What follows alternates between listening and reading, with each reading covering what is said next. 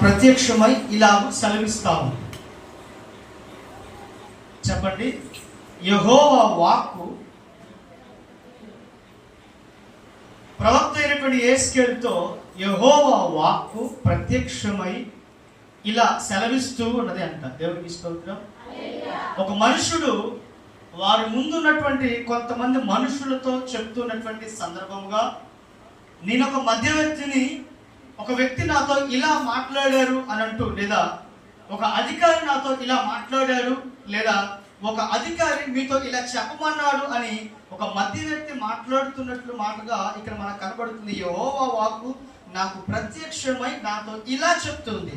ఏం చెప్తుంది అంటే, నరపుత్రుడా, ఏ దేశమైతే విశ్వాసఘాతకమైన నా దృష్టికి పాపము చేసిందో దానికి నేను విరోధిని. దేవునికి స్తోత్రం. హల్లెలూయా. యెహోవా వాక్కు ప్రత్యక్షమై ఏం చెప్పిందంట? ఏ దేశమైతే విశ్వాసఘాతకమైనటువంటి నా దృష్టికి పాపము చేసిందో దానికి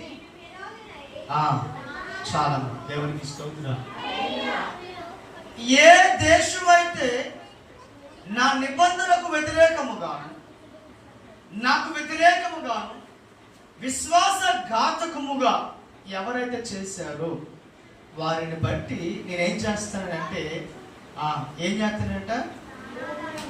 దేవునికి స్తోత్రం. ఆ కింద మంచి అద్భుతమైనటువంటి మాట కనబడుతుంది. 14లో కనబడితే నేను చదువుతాను. నేను విరోధినై ప్రాణాధారమగు